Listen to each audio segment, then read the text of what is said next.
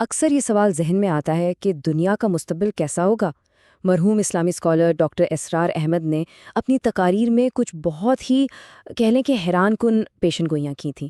تو چلیں آج ہم ان کے بتائے ہوئے واقعات کے سلسلے کو ذرا تفصیل سے دیکھتے ہیں۔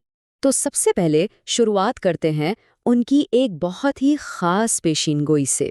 ڈاکٹر اسرار احمد کا ماننا تھا کہ مستقبل میں ہونے والے تمام واقعات کا جو سلسلہ ہے نا، وہ اصل میں وسطی ایشیا میں ایک بہت بڑی جغرافیائی تبدیلی سے شروع ہوگا۔ تو اس پیشن گوئی کا جو پہلا قدم ہے وہ ہے وسطی ایشیا میں ایک نئی ریاست کا بننا۔ یوں سمجھیں کہ یہی وہ چنگاری ہے جو آگے چل کر تمام واقعات کو ہوا دے گی۔ اچھا، تو اس پیشن گوئی کا جو سٹارٹنگ پوائنٹ ہے وہ ہے ایک نئی خلافت کا قیام۔ ڈاکٹر اسرار کا ماننا تھا کہ یہی وہ بنیاد ہوگی جس پر باقی تمام واقعات کی عمارت کھڑی ہوگی، یعنی آگے جو کچھ بھی ہوگا اس کا محرک یہی واقعہ بنے گا۔ اچھا، اب یہاں سے کہانی آگے بڑھتی ہے۔ یہ جو نئی ریاست بنے گی یہ صرف ایک جغرافیائی تبدیلی نہیں ہوگی، بلکہ ایک عظیم رہنما کے آنے کی تمہید بھی ہوگی، ایک ایسی شخصیت جو اس پیشن گوئی کے مطابق تاریخ کا دھارا ہی موڑ دے گی۔ دیکھیں، اس بات کو سمجھنے کے لیے مہدی کے بارے میں سنی اور شیعہ عقائد کا فرق جاننا بہت ضروری ہے، جیسا کہ ڈاکٹر احمد نے خود بیان کیا۔ وہ بتاتے ہیں کہ شیعہ عقیدے کے مطابق مہدی 12ویں امام ہیں جو غیبت میں ہے اور پھر دوبارہ ظاہر ہوں گے، جبکہ وہ خود جس نظریے کی بات کر رہے ہیں وہ سنی نقطہ نظر ہے۔ یہاں مجدد کی اصطلاح بہت اہم ہے۔ تو مجدد کون ہوتا ہے؟ اسلامی روایت کے مطابق یہ وہ شخص ہوتا ہے جو دین کی تجدید یا اصلاح کرتا ہے۔ ڈاکٹر احمد مہدی کے ظہور کو اسی پس منظر میں دیکھتے ہیں کہ وہ 15ویں صدی ہجری کے مجدد ہوں گے جو دین کو اس کی اصل شکل میں بحال کریں گے۔ تو پھر ہوگا کیا؟ اس پیشین گوئی کے مطابق یہ جو نئی خلافت بنے گی اس کی فوجیں عرب جا کر مہدی کی حکومت کو قائم کریں گی اور اسے مضبوط کریں گی۔ اور ڈاکٹر احمد کے مطابق اس کی وجہ یہ ہوگی کہ عرب ممالک اس وقت تک اپنی دولت اور عیش و عشرت کی زندگی کی وجہ سے اندر سے بالکل کھوکھلے ہو چکے ہوں گے اور ان میں یہ کام کرنے کی ہمت نہیں ہوگی۔ اور اس کے بعد اس پیشین گوئی کا رخ ایک بہت بڑے عالمی تصادم کی طرف مڑ جاتا ہے، ایک ایسی جنگ جو روایتی ہتھیاروں سے لڑی جائے گی۔ اس بڑی جنگ کا منظرنامہ کچھ یوں بیان کیا گیا ہے کہ ایک مغربی اتحاد، جسے حدیث کے حوالے سے رومی کہا گیا ہے، وہ 80 الگ الگ جھنڈوں تلے جمع ہو کر مسلمانوں پر حملہ آور ہوگا۔ اور اس جنگ کی وسعت کا اندازہ آپ اس تعداد سے لگا سکتے ہیں، اگر ہر جھنڈے کے نیچے 12,000 فوجی ہوں جیسا کہ حدیث کا حوالہ دے کر بتایا جاتا ہے، تو حملہ آور فوج کی کل تعداد تقریباً 9,60,000 بنتی ہے۔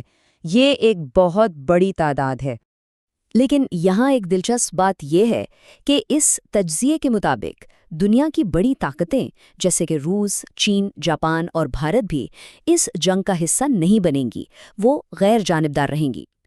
کہا جاتا ہے کہ یہ تنازع بنیادی طور پر ابراہیمی قوموں یعنی یہودیوں، عیسائیوں اور مسلمانوں کے درمیان ہوگا، اور باقی دنیا اس سے الگ تھلگ رہے گی۔ تو یہاں ایک بہت بڑا سوال پیدا ہوتا ہے کہ ایک طرف اتنی بڑی جدید اور ٹیکنالوجی سے لیس فوج ہو اور دوسری طرف مسلم فوجیں، تو وہ ان کے خلاف جیت کیسے سکتی ہیں؟ ڈاکٹر احمد اپنے تجزیے میں اس سوال کا جواب بھی دیتے ہیں۔ ان کی دلیل 3 اہم نکات پر مبنی ہے۔ پہلا یہ کہ مغربی طاقتیں بڑے پیمانے پر تباہی پھیلانے والے ہتھیار یعنی WMDs استعمال کرنے سے گریز کریں گی۔ دوسرا، ان کی فوجیں زمینی لڑائی میں اترنے سے ہچکچائیں گی۔ اور تیسرا اور شاید سب سے اہم نکتہ، مسلمانوں کا جذبہ شہادت، جہاں موت کو شکست نہیں بلکہ سب سے بڑی کامیابی سمجھا جاتا ہے۔ چلیں اب ہم اس پیشن گوئی کے بالکل کلائمیکس یعنی فیصلہ کن موڑ کی طرف بڑھتے ہیں، وہ آخری واقعہ جو اس نظریے کے مطابق نہ صرف فتح کو یقینی بنائے گا بلکہ تاریخ کا رخ ہی بدل کر رکھ دے گا۔ اس پوری جنگ کا جو فیصلہ کن موڑ ہے وہ ہے حضرت عیسیٰ علیہ السلام کی واپسی۔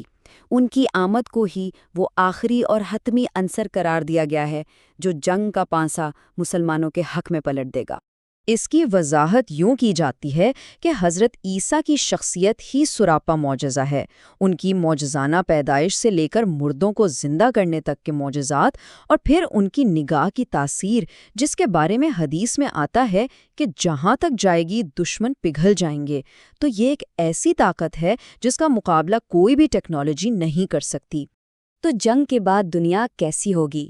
آئیے اب آخری حصے میں یہ دیکھتے ہیں کہ ڈاکٹر احمد کی پیشین گوئی کے مطابق اس نئی عالمی حقیقت کے نقوش کیا ہوں گے۔ ڈاکٹر احمد کے تجزیے کے مطابق اس جنگ کے 3 حتمی نتائج نکلیں گے۔ پہلا، حضرت عیسیٰ صلیب کو توڑ دیں گے، جس سے ان کے مطابق عیسائیت کی بنیاد ہی ختم ہو جائے گی اور عیسائی اسلام قبول کر لیں گے۔ دوسرا، ان کی پیشین گوئی میں یہودیوں کے لیے ان کے اعمال کی سزا کا ذکر کیا گیا ہے۔ اور تیسرا نتیجہ یہ ہوگا کہ تمام مسلمان متحد ہو کر ایک ملت واحدہ یعنی ایک قوم بن جائیں گے۔ تو یہ تھا ڈاکٹر اسرار احمد کا بیان کردہ مستقبل کے واقعات کا ایک خاکہ۔ اب اسے مانا جائے یا نہ مانا جائے یہ ایک الگ بحث ہے، لیکن یہاں ایک بڑا سوال یہ ضرور پیدا ہوتا ہے کہ آخر اس طرح کی تفصیلی پیشین گوئیاں ایک غیر یقینی اور ہنگامہ خیز دنیا میں لوگوں کے لیے امید اور معنی کی تلاش میں کیا کردار ادا کرتی ہیں؟